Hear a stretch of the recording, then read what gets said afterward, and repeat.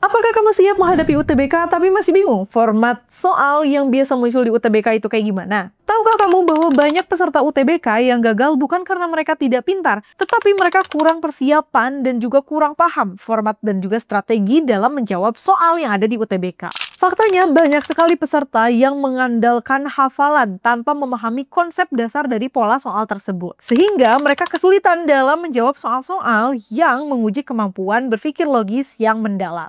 Tapi tenang aja, karena di video kali ini kita akan bahas beberapa contoh soal yang ada di tes UTBK. Selain itu, kita juga akan membahas bagaimana sih tips and tricks dan juga strategi yang tepat untuk menjawab soal tertentu. Jadi pastikan kamu nonton sampai akhir biar kamu gak kehilangan kesempatan untuk meningkatkan peluang kamu lolos di PTN Impian.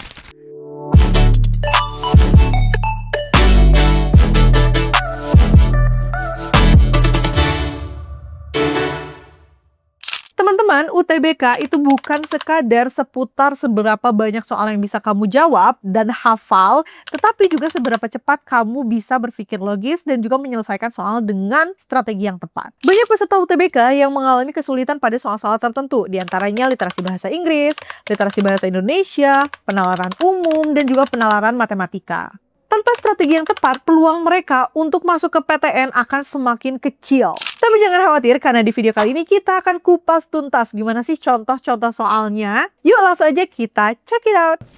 Oke teman-teman, kita akan bahas soal pertama dulu nih. Ini akan seputar literasi bahasa Inggris. Nah, siapa yang tahu kalau di dalam literasi bahasa Inggris itu ada berbagai macam jenis soal. Jadi bukan hanya satu teks selalu ada diikuti dengan beberapa butir pertanyaan. Enggak ya teman-teman. Di SNMPTN, literasi bahasa Inggris itu memiliki 3 jenis tes atau 3 jenis pertanyaan. Yang pertama dari reading comprehension itu ada satu teks selalu diikuti beberapa butir pertanyaan. Yang kedua ada teks opini. Jadi di dalamnya teman-teman akan membaca berbagai opini atau diminta keterangan, diminta informasi dari teks opini tersebut. Kemudian ada juga yang bentuknya seperti ini yang akan kita bahas, yaitu teks comparison ya, atau perbandingan. Jadi nanti teman-teman akan disediakan 2 jenis teks dan diikuti beberapa butir pertanyaan. Nah, teman-teman perlu menjawab beberapa pertanyaan tersebut dan mengidentifikasi dari kedua jenis teks yang berbeda. Jadi kita coba bahas ya. Nah, di sini ada pertanyaan ya. What is an advantage of self-learning mentioned in text 2 that is not found in text 1? Artinya, apa sih yang ada di teks kedua tapi nggak ada di teks pertama? Nah, ini sebuah soal yang menanyakan tentang unique feature atau ada fitur yang unik yang mana tidak dimiliki oleh satu teks tapi dia ada di teks tersebut atau teks yang lain gitu. Nah, ketika teman-teman menemukan soal seperti ini, teman-teman harus pandai menemukan pola dan juga kata kunci. Nah, di sini terdapat kata kunci text 2. Artinya teman-teman tidak usah terlalu fokus di text 1 tapi fokuslah di text 2. Untuk text 1 kita hanya baca paragraf atau kalimat pertamanya saja. Di sini disebutkan atau kita melakukan metode skimming ya, baca cepat gitu, bahwa teks 1 ini lebih ke formal education. Lalu yang kedua dia lebih ke self-learning. Artinya teks pertama akan fokus seputar ini dan teks kedua akan fokus seputar ini. Kita lihat dari opsi jawaban. Yang A, it provides flexibility in learning pace. Nah, ini adalah jawaban yang paling tepat, teman-teman. Mengapa demikian? Karena di sini disebutkan bahwa unlike formal education, self-learning allows flexibility, gitu ya. Ada kata flexibility sesuai dengan teks yang kedua. Kemudian untuk teks pertama ini tidak ada ya, teman-teman. Kemudian kita lihat yang B, it helps develop critical thinking skills. Ini keliru, teman-teman, karena untuk opsi ini itu terdapat di teks pertama, gitu. Jadi ini keliru, tidak ada di teks kedua. Kemudian yang C, it offers structured learning. Ini juga keliru, teman-teman, karena di sini critical thinking skills, structured learning gitu. Jadi adanya di teks pertama. Kemudian yang D, it ensures better career opportunities. Nah, ini keliru juga ya, teman-teman, karena ini tidak disebutkan di kedua teks. Kemudian it is accessible to everyone. Ini keliru ya, teman-teman. Jadi jawaban yang paling tepat adalah yang A. Kemudian di soal kedua kita akan bahas seputar literasi bahasa Indonesia. Nah, ketika kita baca soalnya, teman-teman, ada pertanyaan. Makna kontekstual kata improvisasi dalam teks di atas adalah, nah, ketika teman-teman menemukan soal seperti ini seputar soal kontekstual atau makna kontekstual ya. Jadi teman-teman harus mengartikan sebuah kata berdasarkan konteksnya. Jangan sampai teman-teman terjebak dengan adanya homograf. Nah, homograf ini adalah bagian dari homonim.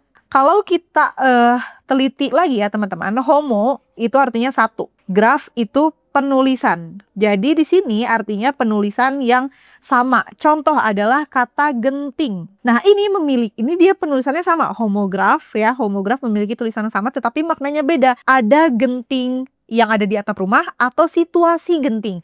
Jadi ketika teman-teman menemukan soal makna kontekstual, jangan hanya berfokus pada katanya saja. Karena bisa jadi itu menjebak. Jadi mentang-mentang teman-teman tahu, oh genting itu artinya situasi genting. Padahal di dalam konteks teks itu adalah genting yang ada di atap rumah. Jadi pastikan teman-teman membaca konteks. Kalau di sini kita tahu bahwa teksnya membahas seputar opera Panjava. Dan di sini disebutkan bahwa mengusung komedi wayang orang dengan improvisasi tinggi. Di mana di sini mereka itu mengembangkan cerita secara spontan. Nah, jadi dapat kita simpulkan bahwa jawaban yang paling tepat adalah yang B, melakukan sesuatu secara spontan.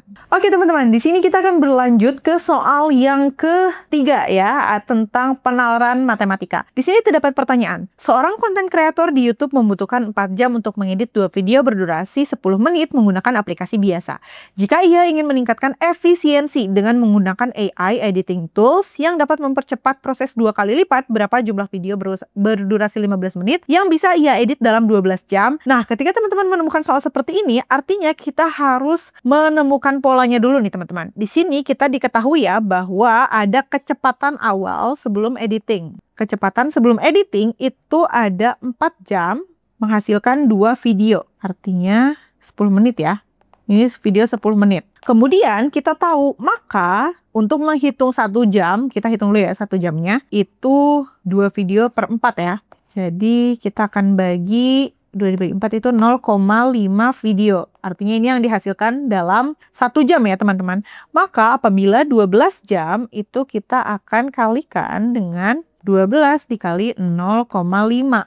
Artinya ada 6 video. Nah, ketika kita sudah menemukan nih ya teman-teman, ini adalah 12 jam tanpa AI gitu. Dengan AI artinya 2 kali lebih cepat. Ini adalah belum dengan AI ya tadi. Sekarang dengan AI itu tinggal kita kalikan saja. 6 jam tadi dikalikan dengan 2. 6 video tadi ya dikalikan dengan 2 karena 2 kali lebih cepat katanya. Akhirnya kita kalikan dengan AI itu akan ada 12 video berdurasi 10 menit yang dibuat oleh AI. Kemudian, karena durasi yang diminta itu adalah 15 menit per video, maka kita langsung aja teman-teman. 12 tadi dikali 10, lalu kita bagi 15 tadi ya.